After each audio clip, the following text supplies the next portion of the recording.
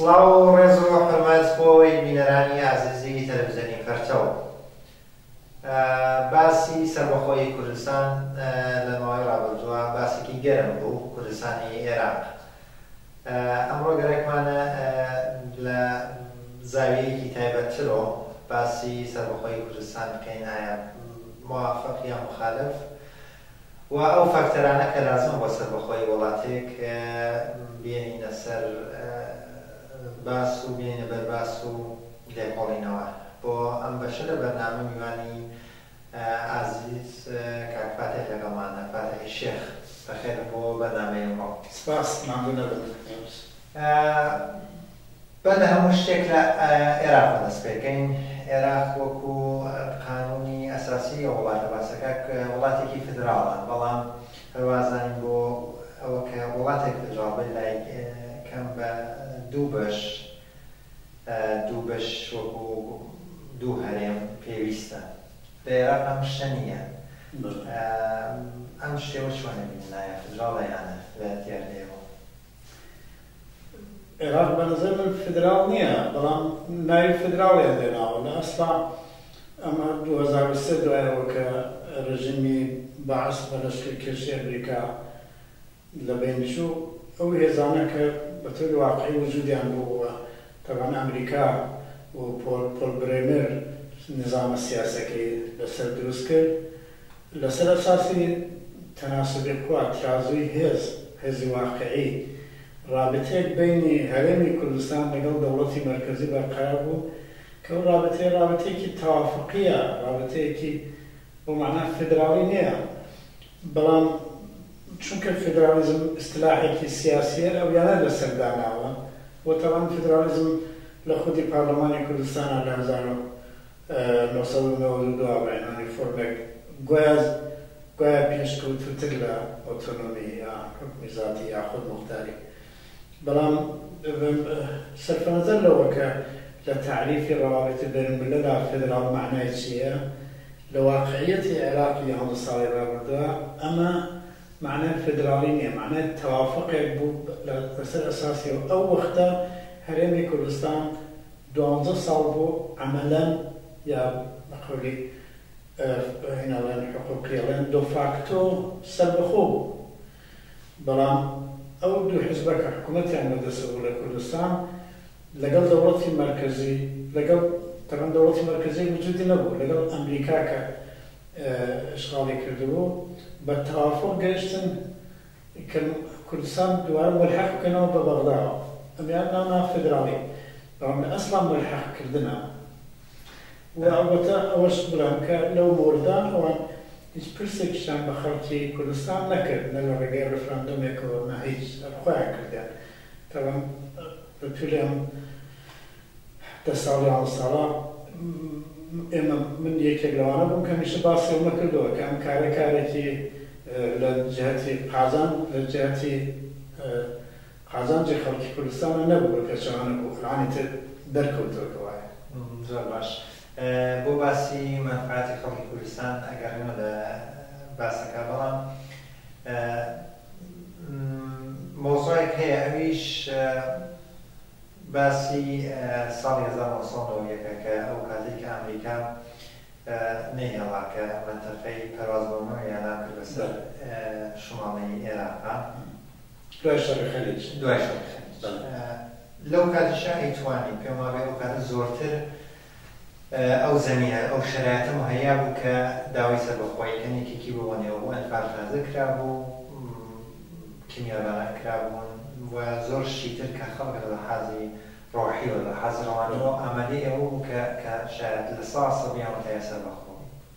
بۆ ئەم کاریانە نەکرد. لە دوای ئەویشە 2003 گەڕانەوە هەرجیا بوون، بەڵام باسم خۆیان کاندەوە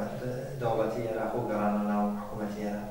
لەبەر بەرژەوەندی خەڵک بوو یا بەرژەوەندی حیزبە سەرکێک. قەت ناتوانم بڵێم لەبەر بەرژەوەندی ئەو دوو حیزبە بوو کە حاکمیتیان بەدەست بوو، و لە بەرژەوەندی خەڵک لەوا بوو کە هەر وەختە داوای سەربەخۆیی بکرێەوە. ئەگەر داوای سەربەخۆیی بکرایە لانیکەم معلوم بوو کە خەڵک بە یعنی ئەو ئەرزیابەی تۆ دروستە، خەڵک قەتەن پشتیوانیان لێ کرد، پشتیوانێکی کاملیان لێ کرد، چونکەیان ئەو شتانە بوو هەم بێژگە لە ئەنفال و مەسەلەیەکی مێبارانی هەڵبجە بە تۆری کولی لە تووری چەندین دەهەی چەندین دە ساڵی پێش ئەوە بە تۆری واقعی منتەقەی کوردستان و باقی مەناتقی عێراق لە نەتیجەی زوڵم و زۆر و شەڕ و کوشتاری دەوڵەتی مەرکەزیەوە عەمەلەن جیا بوو ئەو جیایەتیە لە ساڵی 90 ئیمکانی ئەویە بۆ فەرهەم بوو کە تەبدیل بە جیایەکی واقعی بەڵام بێژگە لەوە 12 ساڵ توولی کێشەوە لە توو لەو 12 ساڵە ئەو دوو حیزبە بێژگە لەوە کە لە ناوخۆیان ناشەڕی ناوخۆیان کردومانە کە لەتمەیەکیان لەو وەزیەتەدا بەڵام هیچ وەخت داوای ئەویانە نەکرد نەتەنها داوای سەر بەخۆیان نەکرد حتا داوای ئەویانە نەکرد ئەوەی کە پێڵێن پێرمەنەنت ستەیتوس یعنی مۆقعیەتێکی پایدار مۆقعیە مەسەڵەن لە ئوکراینا مەطرحە مۆقعیەتی ویژە مۆقعیەتی تایبەت حتا داوای ئەوەشیانە نەکرد هەر ئەوە بە سەرگەردانی ئەو منتەقە ماوە بەڵام ئەوەی کە ساڵی 2003 ئەنجامیاندا بە معنایەک خراپتر بوو چونکە دوایە ڕژیمی بەعس نەمابوو پێشتر بە نەزەرمە ئەیانتوانی ئەو کارە بکەن بڵێن ئێمە مۆقعیەتێکی پایدارمان پێویستە وەک سەربەخۆیی بەڵام حتا حازرین ئەگەر ڕژیمی سەدام نەما دوای واردی مزاکرە بینەوە بەڵام چونکە ئەو کاریان نەکردووە دوای ڕوخانی ڕژیمی سەدام ڕسمەن ملحەقیان کرد وتەمان پێشتر باسمان کرد نایان نافێدرالیزم ئێمڕۆ باواترین مەقاماتی هەر ئەو حکوومەتە پێی لێنن کە ئەو تەجربە شکستی خواردەوە تەجربەی فێدرالیسم ئەو تەجربەکە نایە نافێدراڵی وتم من یەکێک لەو کەسانم کەمیشە لەو وتارەکانی خۆما وتمە ئەمە فێدراڵی نییە گەرچی فێدراڵی کولنەم ڕێگە حەلێکی مناسب نییە بۆ شرایەتێکی وەکو عێراق بەڵام حتا فێدراڵی نییە تەوافق لەسەر ئەساسی ترازوی هێز وەختێک ترازوی هێزەکرد بە هەر بارێکە تێکچوو ئەو تەوافقش تێکەچێت و لە توولی 5 ساڵی ڕابردووە دیومانەکە دەوڵەتی مەرکەزی هەوڵی داوە تەوافقە تێک بدا تەوان نەیتوانێت تێکی بدا بەڵام هیچ وەختیش نەیانتوانێت رابطەیەکی مناسب بین منتەقەی کوردستان و دەوڵەتی مەرکەزی عێراق بەرپا بکات. وڵاتانی دەوروبەری کوردستانی وڵاتانی دەوروبەری عێراق ڕۆڵێکی گرنگیان هەیە لەسەرەوە کە پێیان خۆشە کە کوردستان سەربەخۆ ببێت یانە و بەپێی ئەو پێخۆشبوونە یا نەخۆشبوونیشە لە ناو کاروباری عێراق و کاروباری کوردستانە حتمەن دەستیان هەیە و دەخاڵەتەکەن. ئەم وڵاتانە ئەگەر یەک بە یەک یا دوو بە دوو ئیسا باسییان لەسەرکەین چه ڕۆڵێکیان هەیە بەلای دەستپێکەین لە عەرەبستان و قەتەر؟ ئەوان کە تۆزێک دوورترن ئەو هێزانەی کە زۆرتر لەم توولی 20 ساڵی ڕابردووە دەخەڵەتیان کردووە ئێران و تورکیە و سووریە بوون. عەرەبستان و قەتەر دوورترن تەوان عەرەبستان و قەتەرش ئەوەی کە تۆ پێڵی پێخۆش بوون و پێ ناخۆش بوون بە تعبیرێکی تر ئینسان دەتوانێت بڵێ ئایا بە قازانجیان هەیە بە قازانجیان نییە. قەتعەن بە قازانجیان نییە کوردستان سەربەخۆی خۆی ئەلان بکات یا سەربەخۆی خۆی تامین بکات. ئێران و تورکیە و سووریەش هەروایە وە ساڵهای ساڵ لە توولە 20 ساڵی ڕابردووە ئێران و تورکیە و سووریە هەمیشە نەوەیەک تەوافقیان بووە کە نەهێڵن هەرێمی کوردستان لە حەدێک زیاتر ئەو اختیاراتی سیاسیە ڕشت بکات حتا هەوڵیان داوە کە هەرچی کەمتر بێتەوە لەگەڵ حکوومەتی مەرکەزی عێراقا لەو بابەتەوە هەوڵیان داوە کە اختیاراتی منتەقەی کوردستان کەمتر بێتەوە. البته لەم یەک دو ساڵی ڕابردووە بە تایبەت لەم ئەخیرا دەوڵەتی تورکیا منفعەتی یا قازانجی لە بابەت مەسەلەی نەوت و تیجارەتێکە لەگەڵ منتەقەی کوردستان هەیەتی و کۆمپانیەکی زۆری تورکی بورژوازی تورکیا کە لە کوردستانی عێراق کارەکە مەنافعێکی اقتصادی مشتەرەکی پیا کردووە کە ئەوە تۆزێک مەوزعەکەی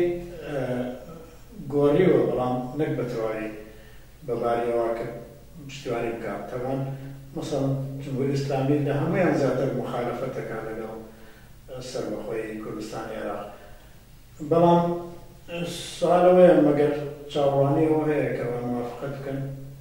وان هەمیشە مخالەفەتیان کردووە هەمیشە مخالەفەتەکەن ئەگەر قرار بێت سەربەخۆی وەکو پرۆژەی بڕاتەبەوە ئەبێ ئەوە بە فەرز بگرێت کە ئەمانە کاشکێنیەکەن بەڵام باوجودەوە چۆن بڕوا بەڕێوە کە کاشکێنی ئەمانە نەتوانێت تەسیر بکات یا ئەوە کە مەسەڵەن دەوڵەتێکی تورکیە بۆ بۆنەی مەنافعی اقتصادیەوە بتوانێت بە جۆرێک بەخۆی بقەبوڵێنێت کە ئەمە زۆر زەرەری بۆ ئەویش نییە بەوەی لە حاز و قازانجیشی هەیە بۆ وڵاتێک وەکو ئیسرائیل پێتان وایە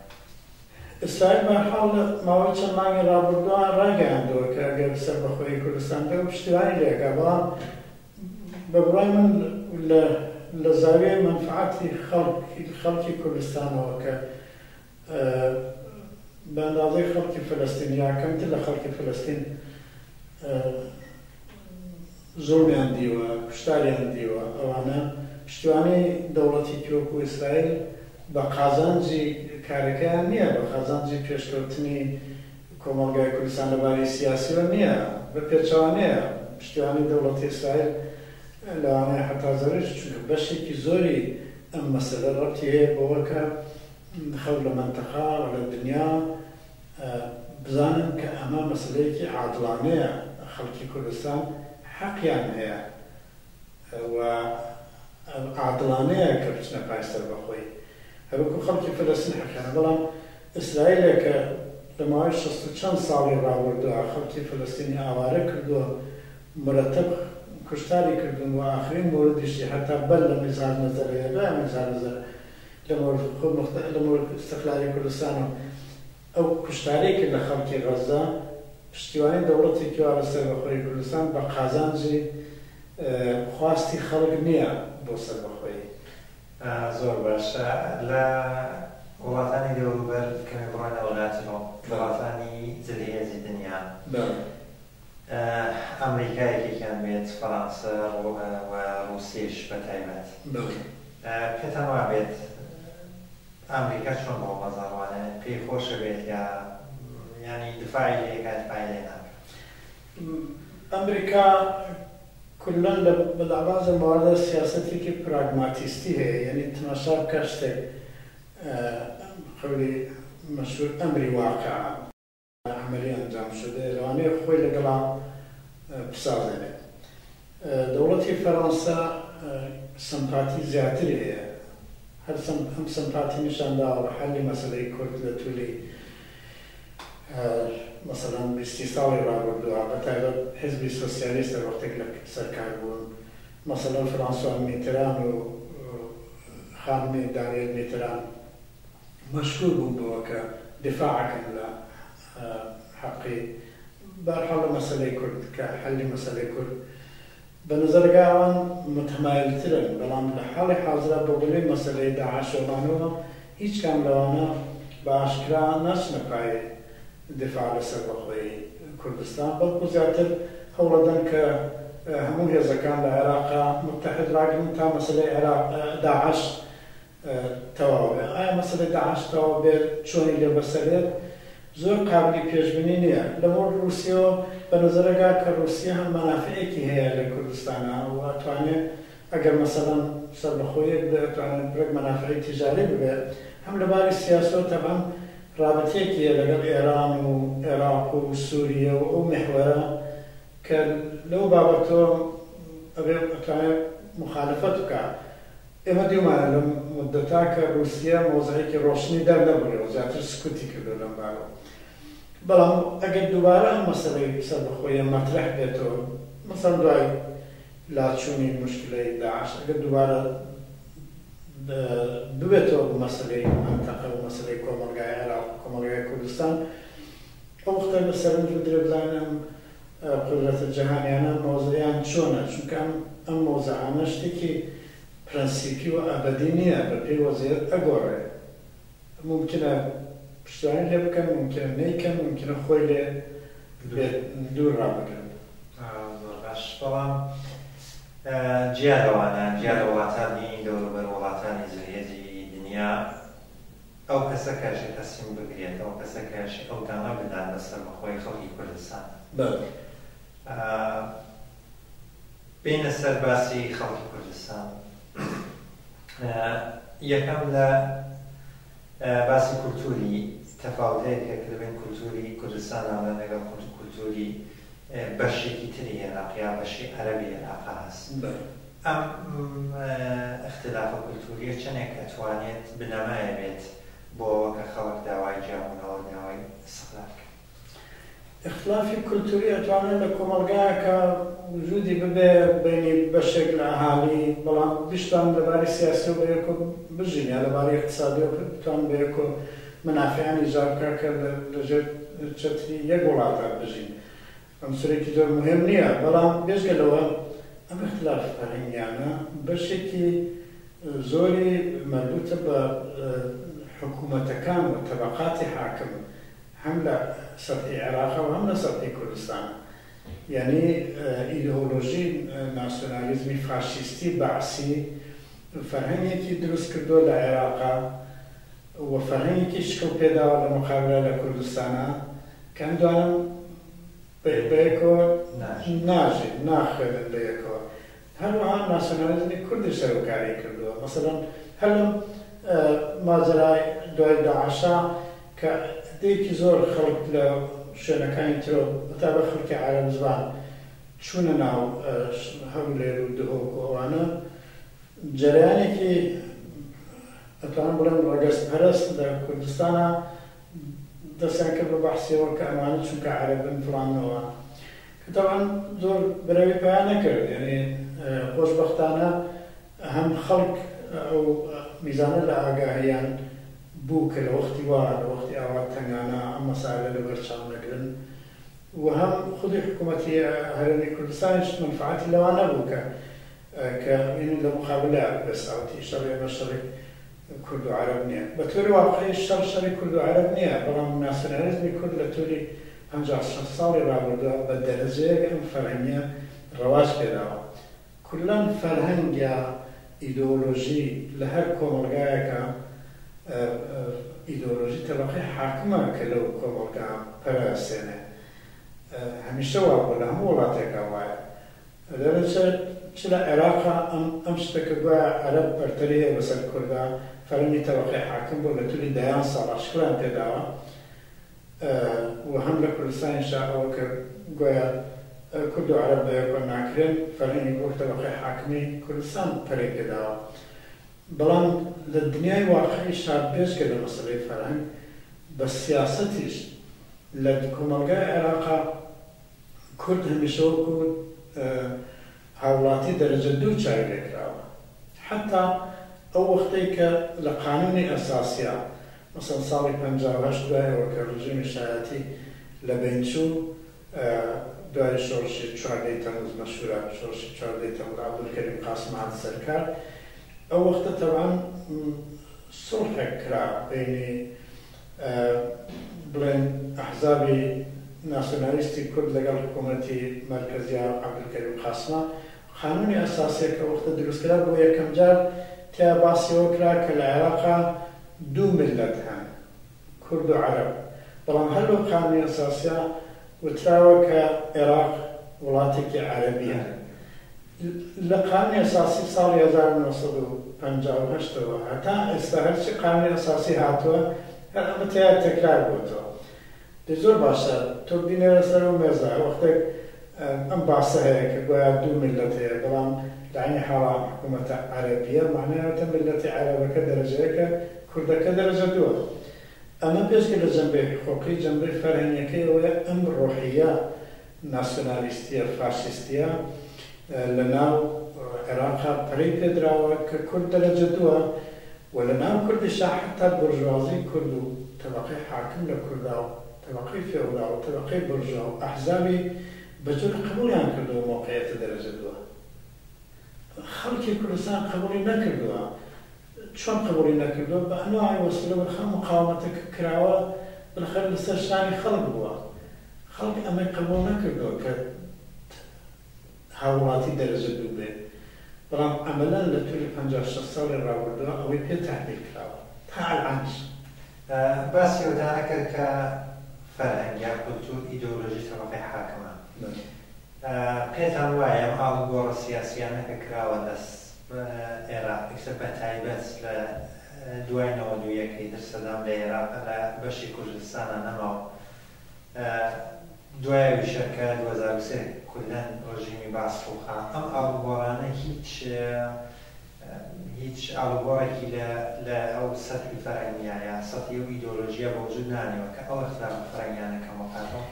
من پێم وایە ئەو شکافەکە بە وجود هات لە نەتیجەی دەورانی سەدام و بە حتا بەر لە سەدامش شکافێک خەڵەشتێکە لە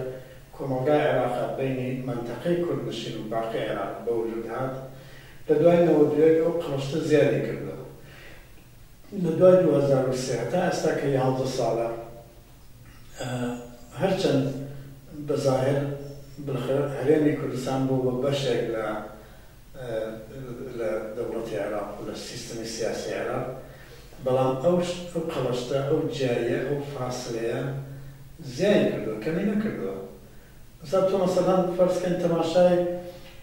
شێوەی ژیان یان لایفستایل بکە لە کوردستانە یا مەسەڵەن تەماشای تەلەڤیزیۆنەکان بکە لە کوردستانە و تەماشای تەلەڤیزیۆنەکان و لایفستایل بکە لە باقی عێراقا زۆر بێکۆ فەرقان هەیە بە دەرەجەیەک ئەتوانێت بڵێ مەسەڵەن لە بەشی عێراقا ئەو بەدەلیەوە حزابی ئیسلامی حاکم بوون بە دەرەجەی ئیسلامی ترە وەلو نەیانتوانێەوە تەواو بیکەن بە ئیسلامی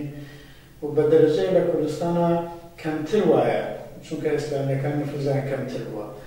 بەڵام بێژگەلەوە کولەن ئەم قەڵەشتە کە بە وجود هاتووە لەم 11 ساڵان کەمی نەکردووە یعنی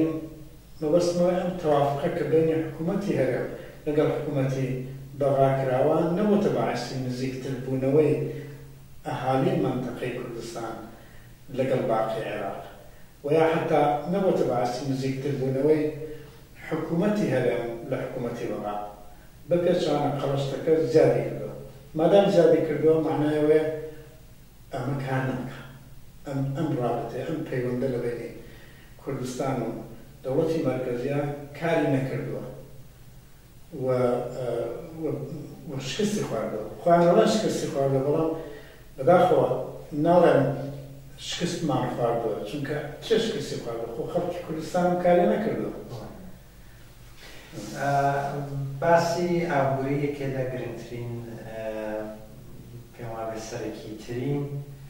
خاڵە بۆ ئەوە کە وڵاتێک گەرەکی بێت سەربەخۆ بێت هەروەها کە ئێمەش ئەمە بەرنامە خەریکین زەبتەکەین لە چەند ڕۆژی ئایندا ڕفراندۆمێکە لە ئسکاتلەند بریتانیا من لە باسێ لە ڕۆزنامەکانە خوێندمەوە بوو کە کەسێک بوو پێم وابێ ئەمەری 26 ساڵ باسی ئەوەیەکە کە ئەگەر من فێریان کردوم لەم ناویەوە کە ئسکات کە بریتانیا و ئینگلیز دوشمنی منە بەڵام ئیمڕۆ کە قەرارە من هەڵی بژێرم کە ئێمە جیابینەوەیانە شەبەرەوە تەماشای ئەو ئامارە ڕقامەکە بزانم لە لەحازی ئیکۆنۆمی لە لەحازی ئابووریەوە بەنافمە جیابوویان بۆ مۆزۆی کوردستان اقتصاد بەر لە هەموو شتێک چ دەورێکیە بۆ ئەوە کە ئەمان داوای ئیستیقلال دەکەن داوای ئیستیقلال یا مافی سەربەخۆیی بۆ خەڵکی کوردستان مافێکی سیاسیە مستەقیما ڕەبتی بە اقتصاد نییە یعنی کوردستان بارها وێران کراوە لە تەرەف ڕژیمەکانی عێراق و یەک لە دوای یەک دەبارەی اقتصادیەوە معلومە کە دەبارەی اقتصادیشۆ خەڵک زەرەریان کردووە لەوە کە لەگەڵ ئەم حکوومەتا بوون بەڵام ئەساساً شتەکە حەقێکی سیاسیە سەربەخۆی حەقێکی سیاسیە بۆ خەڵکی کوردستان دەرلەکەشەوەیە ئەم قەڵەشتە کە بە وجود هاتووە ئیمکانی پێکەوە ژیانی بینی ئەم دوو بەشە گەیاندۆ بە حەدێک کە ئیتر ناکرێ ئەم پێکەوە ژیانە کار ناکە بە قەولی ئینگلیسی لە فانکشن ناکە دەرچە ڕێگە حەلی ئەوەیە کە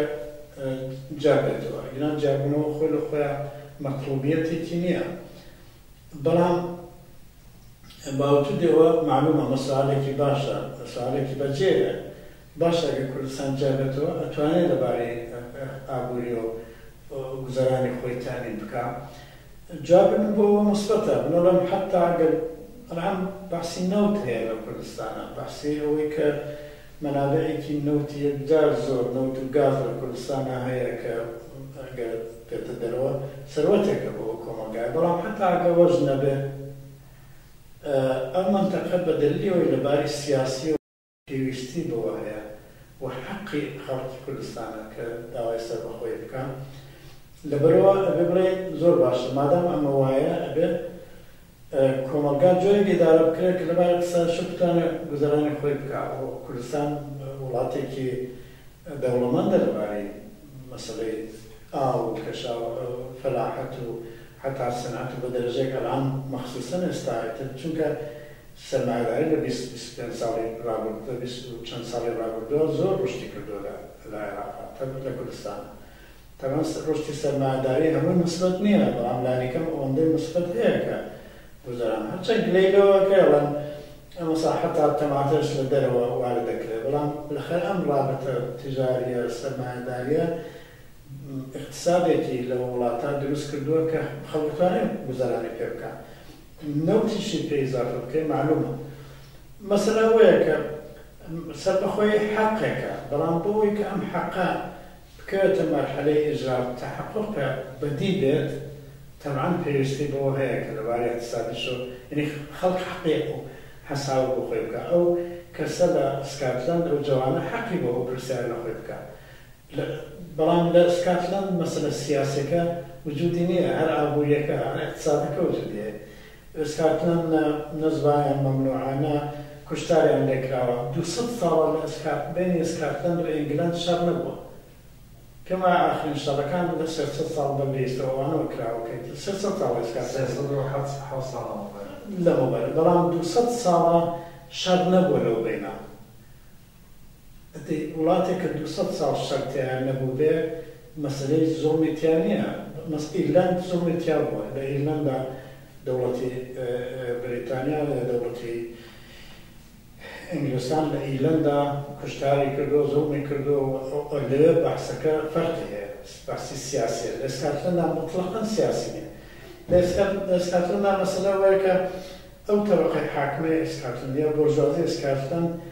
لنتيجة بحران اقتصادية كان عن 6 سنة هي للدنيا خليك حساب خوي جاكاتو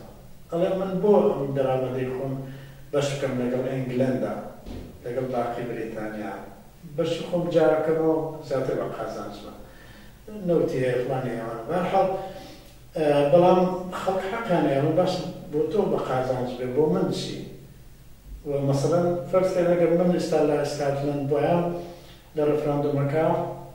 من حتما رأينا في ماذا شو كلام هيش دليل كني ممكن مشان قازانجي تبقى حاكم لاسكاتلند ناوبركي كرد ولا قريب بینرانی عزیزیش لدوی ناوبرکه بحثك ادامه دین سر موضوع بینرانی عزیز سرشان لایکشون بو بینینی گرانی کدوای کاریم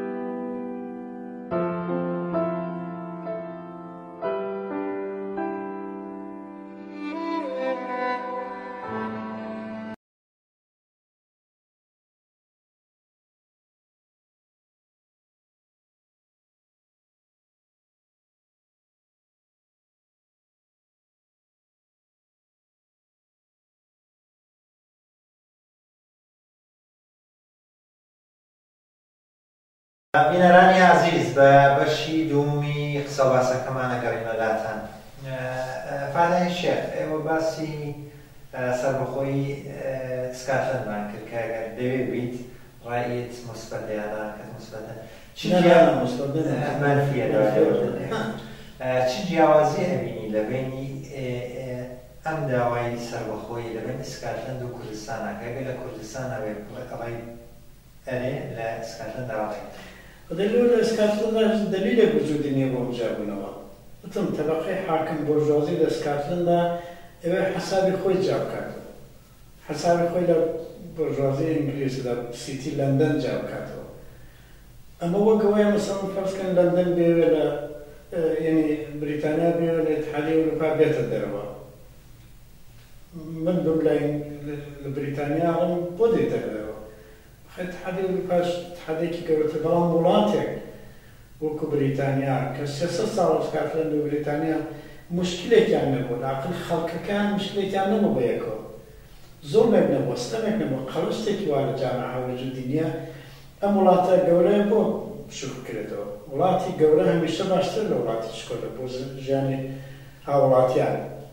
نشیش دلیلی گیم حتی ل کاتالونیا که قرار لنو امرا رفراندوم كريم لم ليش تماشى بحث كام كير بحث كي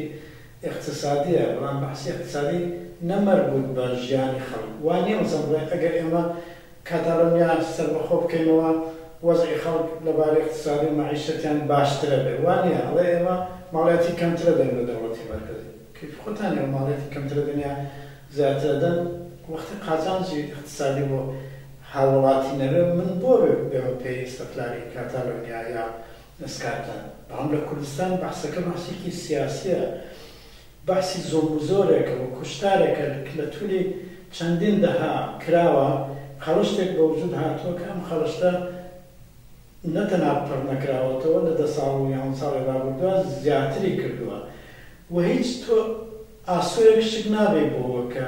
وضعیت العراق بیت برو که هم خالصتا لابا حکومت لسرکار بیکه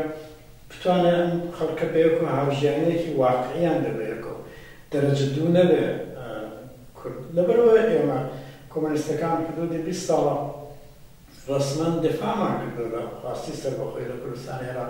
بلام طبعا دفاع که ایما نبود باعثی و مثلا لسال 95 جوان دستان بکر نبود باعثی و ام مسئله سربخویه بتوانین بیکن مسئله که کاملگاه ولو خلق باید مطرح بود. بلام در 2003 و تا 2005 دوای روخانی حکومتی صدام ام مسئله لکردستان عراق بو مسئله کاملگاه جماعی که باش لروناق بی لشخصیتی سیاسی بنیادەمی ئازادی خواست سێکولار باسییان نەکرد کە ڕفراندۆم بکرێ و سەربەخۆی حتا 1,800,000 ئیمزایان کۆ کردەوە کەسیانە سەر سیدی و ناردیان بۆ بەڵێ نەتەوە یەکگرتوەکان لە دەفتەری ژنەویان و حتا کارێکی وایان کرد کە ڕفراندۆمێکی غێرە ڕەسمی لە ساڵ 2005 لە پاڵ انتخاباتی ئەویان بەرگزار کرا کە 98% ئەوانەی کە ڕێیان تێخست و ڕێیان بۆ سەربەخۆیدا بەڵام ئەحزابی حاکم ئەو دوو حیزبە حاکمە ئاسان تەوەجۆیەکیان بەم مەسەلە نەکرد وەلەو هەمیشەش باسییان کردووە هەمیشەش استفادەی خۆیان لێیەکەن بۆ هەڕەشەکردن لە دەوڵەتی مەرکەزی بەڵام هیچ وەخت بە ڕەسمیەتیان نەناسی کە مادام ئەم خەڵکە داوای سەربەخۆیەکەن ئەوانش چونکە مەنفعەتیان لەوە بوو کە لەگەڵ دەوڵەتی مەرکەزی شەریکی و سەرۆت و قودرەتە بن ئێستا کە ئەو سیستەمە بە بنبەست گەیشت و تێکشکاوە بەشێک لەوان وحتا ئاکرێ بڵێ بە دەرەجەیەک هەمویان بۆ قەناعاتە گەیشتون کە سەربەخۆیی ڕێگایەتی تا مەسەلەی داعشە هاتووە جارە مەسەلەکەی خستۆتەوە لاوە تاوان مەسەلەی داعش 3 مانگی تر 6 مانگی تر ساڵێکی تر بچێتە لاوە دووبارە هەمان مەسەلە مەطرحە بێتەوە کە بالاخرە ئایندەی سیاسی کوردستان چییە و ئایندەی سیاسی کوردستان بە پێی ئەم تەجربە چەندین دەها تەجربە و بە پێی تەجربەی 23 ساڵی ڕابردوو و بە پێی تەجربەی 11 ساڵی ڕابردوو ئایندەی سیاسی کوردستان ناگونجێ لەگەڵ ئەم نەوع حکوومەتە مەرکەزی و ئەم نەوع سیستەمە کە لە عێراقا هەیە دەنسە دووبارە بەحس دێتەوە پێش بەڵام بەحسەکە بە شکلی ڕفراندۆم دێتەوە پێش تەمان ڕفراندۆم معنایەوەیە خەڵکی منتەقەی کوردستان منتەقەی کوردنشین بە هەرێم و بە خارجی هەرێمەوە دەنگ بدەن ئەگەر دەنگیاندا بە جیابوونەوە ئەیترە بێ لە سەرپی دنیا بە ڕەسمیەت بناسرێ و نابێت مخالەفەتێکی لەگەڵا بکرێ و ئەگەر دەوڵەتانی دراسی یا دەوڵەتی مەرکەزی ویستی تەعەرضی پێ بکات لەسەر هەموو ئینسانێکی ئازادیخوازی دنیایە کە دفاع بکات لە خەڵکی کوردستان ئەمانە ئەمە مۆزوع لە کوردستانە مۆزوعێکی سیاسیە و مەربوطە بە ستەمێکی دێرینەکە کراوە و مشکلێک ماوەتەوە حتا ستەمەکە نەماوەتەوە بەڵام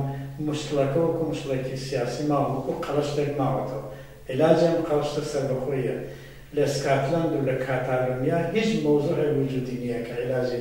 سەربەخۆیە بۆیە مەسەڵەن ئێستا مەسەڵەن لە سکاتلاند ئەو حیزبانە کە حیزب ئەسڵەکانی ئینگلیز حیزبی محافظەکار حیزبی لەیبەر و حیزبی لێبدەم ئەمانە هەمان مخالفی ئەوان جیابوونەوە مەژە مخالفی جیابوونەوە بۆوە من ناکۆمە لای ئەوان بە دەلیلێک مخالفن لەسەر بەشی اقتصاد جدالیانە ناوەک شەڕیانە جدالیانە بەڵام من قازانجێک نابینمەوە کە سکاتلەند جابێتەوە ئەلبەتە ئەم مقابلەی ئێمە بەر لە ڕفراندۆمەکەیە ظاهرەن جوا دیارە حتا ئەکسەریەتی خەڵکی سکاتلەندیشە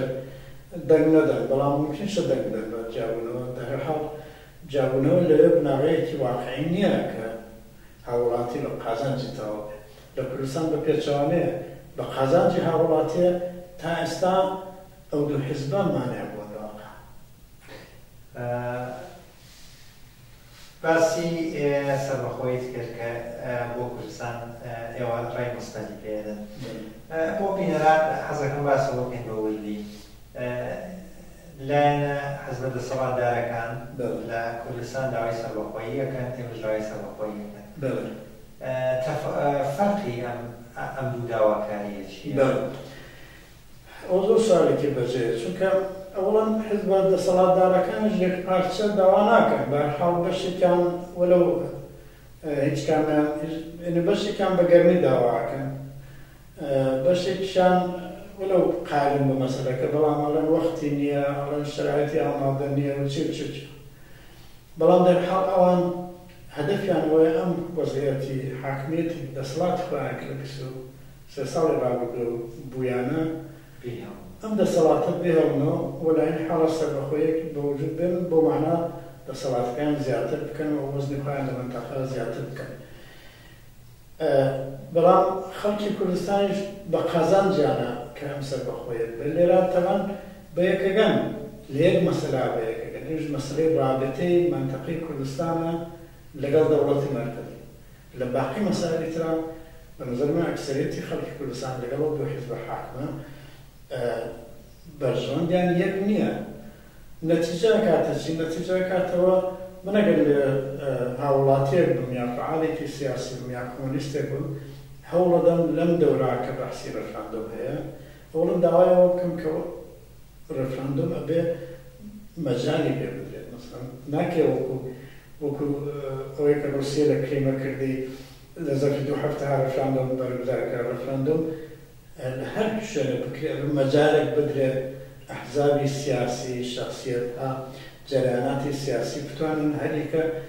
نەزەری خۆیان بەیان بکەن یەکێک ممکن مخالفی سەربەخۆی بێت مەجالی پێ بدرێ قسەی خۆی بکات یەکێک ممکن موافقی سەربەخۆی بێت بەڵام لە عینی حاڵا موافقی گۆڕانی وەزعیەتی سیاسیش بێت بەڕام بە قازانجی خەڵکی کوردستان ئەوەیە کە لە دەورەی ڕەفراندۆما بەحسیەوە بکەن مەسەلە تەنیا ئەوە نییە کە رابطەی منتەقەی کوردستان لە حکوومەتی بەغا جیاب کردەوە مەسەلەوەیە تەجربەیان 23 ساڵەش لە بەرچاو بگیرێ و سیستمی سیاسیەکەش توش ئاڵوگۆڕێکی ئەساسی بکات دوای دەنگدان بەسەر بەخۆی قرار نییە دەنگ بەسەر بەخۆی بدرێت بەڵام هەر مۆزیەتە بمێنێتەوە مەسەڵەن فەرزکە شتێکێ بە ناوی دەستوری کوردستان قانونی ئەساسی بۆ کوردستان لە ساڵی 2007ەوە قرار بۆ ڕەفراندۆی بۆ بکرێ هەر نەکراوە تا ئێستا ماوەتەوە معلومە دەرلەکەوەیە ناخوا یعنی مناسب نییە بۆ کوردستان بۆیە ئەحزابی حاکم نەیانتوانیوە یا لە ناوخۆیان ئەختلافیان هەیە بەڵام سبەینە ئەگەر ڕەفراندۆمێک کراوە ڕێی دراوە سەر بەخۆی ئیتر ئەو دەستورە چێت لاوەش بۆ دەستورە لەسەر ئەساسی رابطەی حکوومەتی هەرێمی کوردستان حکوومەتی بەغا بووە بێجگەلەوە دەستورێکە کە بە شدەت حەق مافیش هاوڵاتی تا پێشێر کراوە ئێستا خەڵک حەقیان هەیە بڵێن دوای سەربەخۆیی ئەبێت دیسان مەسەلەی دەستور مەطرح بێتەوە و دەستورێکی لەسەر ئەساسی ئازادیهای سیاسی لەسەر ئەساسی نظامێکی سیاسی سیکولار یا بە قەولی لەوێڵەن ئەلمانی و حکوومەتێکی غیرە مەذهبی حکوومەتێکی غیرە قەومی بێ ئیتر کوردستان جێگەیەکە کە تیا کورد هەیە عەرەبیشی تایە کەلدانی تایە ئاشوری تایە حکوومەتەکە بێت جۆرێک بێت کە هەموو هاوڵاتیان وەکو یەکسان بەکردیان پێ بکرێت نەبێت مەذهبی بێ نەبێت ئەوەی کە لەو قانونان نووسرا لەو دەستوری قەدیمە نووسراوە هەموو قەوانین نەبێت بە پێش شەریعەت بێ ئەمە ناکرێت دنیای ئەمڕۆ هەڵ ناگرێت کە بە پێش شەریعەت بدۆش ئەمە کاڕەن ئەکسەریەتی خەڵکی کوردستان مسلمانەکەوا بێ ئەلۆوا بێ ئەمە وانە چونکە خەڵک هەر مەذهبێکیان بێ نەوعی ژیانی کۆمەڵایەتی و سیاسیەکان فەرقەیەک لەگەڵ ئەعتقادە مەذهبەکان مەسەلەی خۆیانە بەڵام ڕەوابطی ئیجتیماعی ڕەوابطی خێزانی ئەو ناکرێت مەسەڵەن فەرزکەن پارلەمانی کوردستان دوو ساڵی ڕابرد و ساڵێک لەمە پێش تەسویبی کردووە کە دوو ژنە مجازە خەڵک حەقیانە بڵێن بارگیان ئەگەر قەرارە کوردستان سەربەخۆ بێ باشە بەڵام لە دنیای ئیمڕۆ ئەمانە زۆر دواکەوتن ئەبێ قانونی ئەساسیەک دروست بکرێەوە قوانینە دروست بکرێت کە لەگەڵ ژیانی دنیای ئیمڕۆ بێتەوە لەگەڵ قانونی ئەساسی 250 ساڵەوە پێشی ئەمریکا یا قانونی ئەساسی 200 ساڵی پێشتری فەرەنسا لەوەی ئیمڕۆی عێراق زۆر متەرەقیترە ناکرێت ئیمڕۆ ناکرێتەوە کۆمەلگایە دروستکەی بەڵام لەو کۆمەلگا هەر کەماکان دواکەوتووی حکوومەتی مەذهب حکوومەتی قەومیەت ئەوانە بەرقرار ئەم دەورەیەکە کە بڕای من ئازادی خوازان و کۆمۆنیستەکان و چەپەکان مەجالیان هەیە کە هەوڵ بدەن بۆ ئەوە کە نەتەنها سەربەخۆی بەدی بێ بەڵکو نظامێکی سیاسی پێشڕە و ئیمڕۆژی لە وڵاتی سەربەخۆی کوردستانە بێتە سەرکار و ئەوە ممکنە یعنی ئەو پێتان وایە سەربەخۆیەکە لە پێناو ئەو نظامێکی سێکولاری متەرەقی ئیمڕۆیی یاگەت یاگەر سەربەخۆیەکە ببێت و هەر ئەم سیستمە ببێت ئێوە موافقین یان نا من موافقی سەربەخۆییم چونکە ناکرێت تۆ بە شەرت موافقی سەربەخۆیی بی ئەبێ موافقی سەربەخۆیی بی بەڵام لە ئێستاوە تا وەختی سەربەخۆیەکە و تا دوای سەربەخۆیەکەش ئەمە مەجالێکە بۆ هەوڵدانێک کەم هەوڵدانە دوو هەوڵدان ئەوانەی کە تا ئێستا حکوومەتیان بەدەستەوە بۆ یا بەقەولی کوردێڵەوەی کە سوار بووە ئێوە هەروە سوار بە سوار بێ و پیادە ئەوەش کە تا ئێستا لە 23 ساڵی ڕابردووە مەسەڵەن وەکو مەسەلەی ژنان کە حتا مافی ژیانیان پێشەر کراوە هەزاران ژن کوژراوە ئەوانش هەوڵ دەدەن بۆەوە کە ئەو کوردستانی سەربەخۆتەیە مافی وانی تیا ڕعایەت بکرێت قەرار نییە دوای کوردستانی سەربەخۆش دوبارە تیا ژن کوژی ئیدامە پیا بکە یا تەبعیزی بینە ژن و پیا و ئیدامە پیا بکە دوو ژنە ئیدامە پیا بکە ئەم هەوڵە لە خوارد لە قوڵایی کۆمەڵگاوە ئەدرێت لەسەرەوەی کۆمەڵگاش دەدرێت لەسەرەوە ئەوان هەوڵ دەدەن حکوومەتی خۆیان ئیدامە پێ بدەن حتا سەربەخۆیی بکەن بە دەستخۆشانەی خۆیان بە بارەقەڵایی خۆیان بۆ ئەوەی کە نظامە هەروە بمێنێتەوە بۆ ئەوان هەر حاکم بن هەر سوارسوار بووە پیادە بێ خب لە خوارەوەی کۆمەڵگاش نەتیجەی ئەمە کا بەچی من مەبەستمەوە نییە کە فۆرەن ئەبێ بەوە کە حکوومەتەکە بگۆڕێت بەڵام ئەبێ بەوە کە خەڵک وشیاری پێیا بکەن کە بەنظر من مەسەڵەن شتێک وەکو منشوری مافە سەرەتاییەکانی خەڵکی کوردستان پێویستە لەلایەن ئازادی خوازان و لەلایەن کۆمۆنیستەکانە بڵێن باوە ئەم خەڵکە کە قەرارە وڵاتێکی تازە دروست بکەن دەوڵەتێکی سەربەخۆیان ببێت حەقی ئەم حقوقیان هەیە ئەم مافە سەرەتاییان هەیە کە لە دنیا تر 100 ساڵ 200 ساڵە جێ بووەتەوە ئەمە بە نظری من شتێکە کە یعنی لە مەسەلەی رابطەی بینی هەرێمی کوردستان و حکوومەتی بەڵا ممکنە سەر و خواری کۆمەڵگا بە یەکەوە دەنگ بدا بەڵام لە مەسەلەی داهاتووی سیاسی و نظامی سیاسی کوردستانە بە نظر من ئەم دوو بۆچوونە هەیە و ئەم دوو بۆچوونە بە یەکەوە جەدە دەکەن ئەم دوو بۆچوونە معنای وەختەگەڵی مبارزەی چینایەتی مبارزەی کۆمەڵایەتی معنای ئەمەیت یەکێک لە معناکانی ئەمەیە و هەر بۆ بۆنەوە بە دەورەی ڕەفراندۆم حەدیاقل دەورەیەکی شەشمانە بکە تیا هەموو جۆرە بۆچوونێک مەجالێ لێ ببێ دیدگای خۆی بدا و ئارزوی خۆی بەیان بکە ممکنە یەکێک ئەحزابی ئیسلامی هەن بێ پێیان وا بکە کوردستانی سەربەخۆ بێ ئیسلامی بێ باش ئەوان قسەی خۆیان بکەن بەڵام لەم لاشۆ بالاخره ئەحزابێکی تریش هەن یا جەرایانەتێکی تریش هەن پێیان وایە عقیدەی مەذهبی بنیادەمەکان مەسەلەی شەخسی خۆیانە حکوومەت نابێت مەذهبی بێ کۆمەڵگا نابێت قەوانین نابێت لەژێر حکمی مەسەلە ئەوانجا بە مەجاری خۆیانیان بێت و ئەمەیە یعنی قەرار نییە کوردستانی سەربەخۆ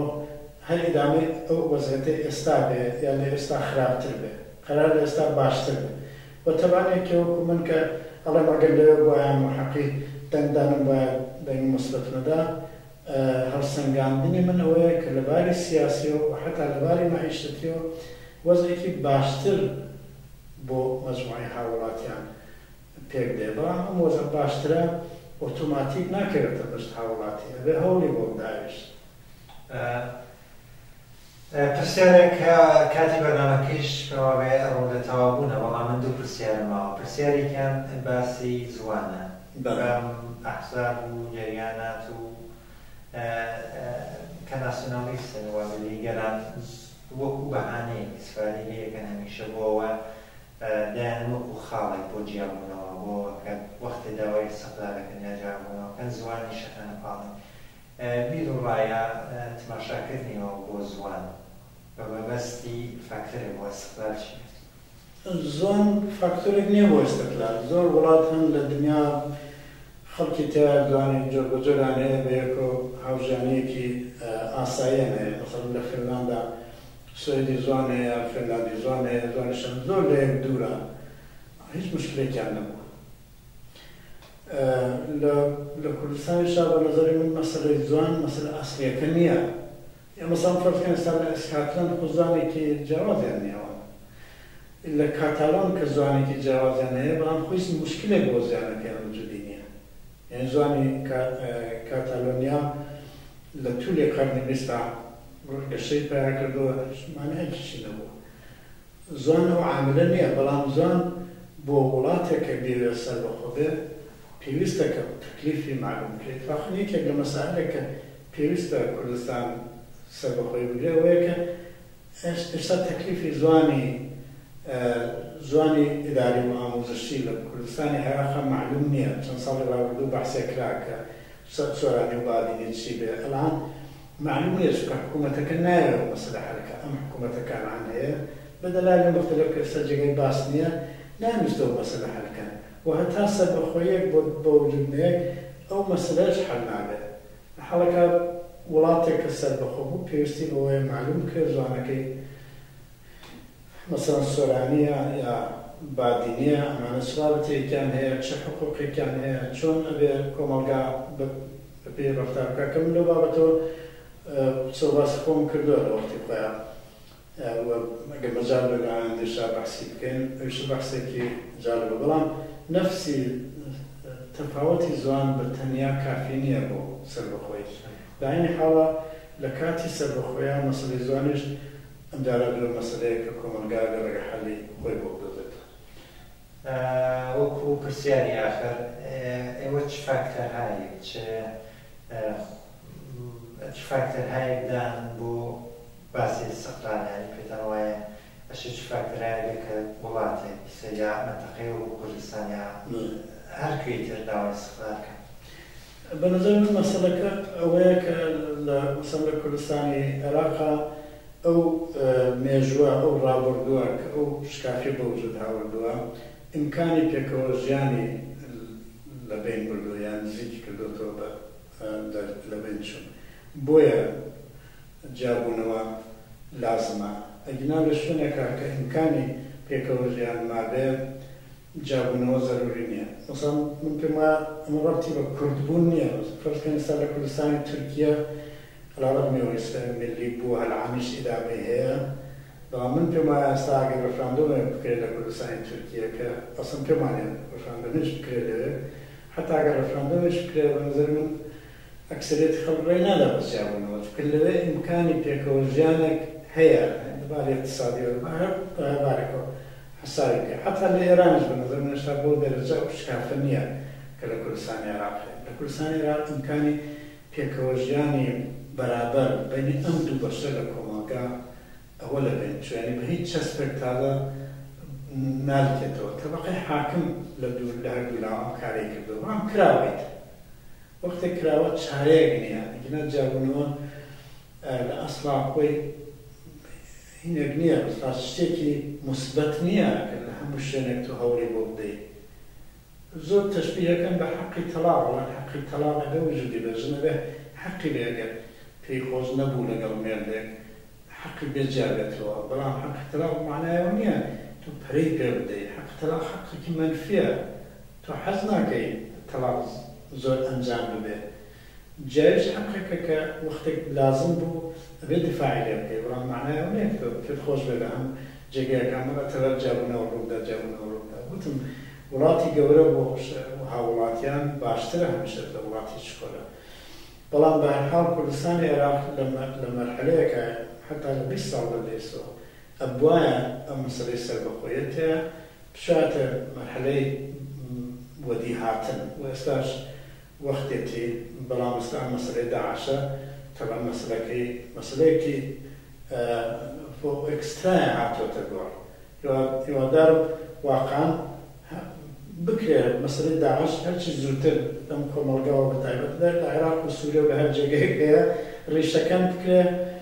بۆ کە کۆمەڵگا بتوانێت، یعنی کۆمەڵگای کوردستانی عێراق بتوانێت بیر بکاتەوە لەوە کە چارەنووسی سیاسی خۆی چۆن بەڕێوە باوەختە ڕەفراندۆم بکرێت و ئەوانە. ئیتر باسی اقتصاد باسی ئەوانەی تر بە نەزەر من ئەوانە باسێکی عەمەلین، باسێکی سیاسی نییە. من لە ئەسڵا ئەگەر خەڵک ڕێی بە سەربەخۆی بدا لە دوان نظامێکی سیاسی مناسب بەرقرار بێ، گوزەرانی خەڵک لە شەرایەتی ئەمڕۆ زۆر ئاسانە. خەڵکێکی ئازاد گەورەترین ئازاد لەم وەزعیەتە سیاسی نامناسبە خۆیان باشترین سەرمایان بۆەوە کە اقتصادی خۆشیان بە باشی بەڕێوە زۆر سپاس فاتح شێخ بۆ باشداریکردنتان بەشەی لە بەرنامە. بینەرانی بەڕێزی تەلەڤیزیۆنی پەرچەو بەم جۆرە گەین بە کۆتایی بەرنامەکەی ئەوەی تەلەڤیزیۆنی پەرچەو ئەتوانن لە ڕێگەی ئیمەیلی تەلەڤیزیۆنی پەرچەو tv.pertەوە@gmail.com لەگەڵ ئێمە پەیوەندی بگرن و بۆ باشکردنی بەرنامەکان ئێمە هاوکاری ئێمە بکەن. زۆر سپاس بۆ ئەوە کە ئەمڕۆ بینەری بەرنامەکانی تەلەڤیزیۆنی پەرچەو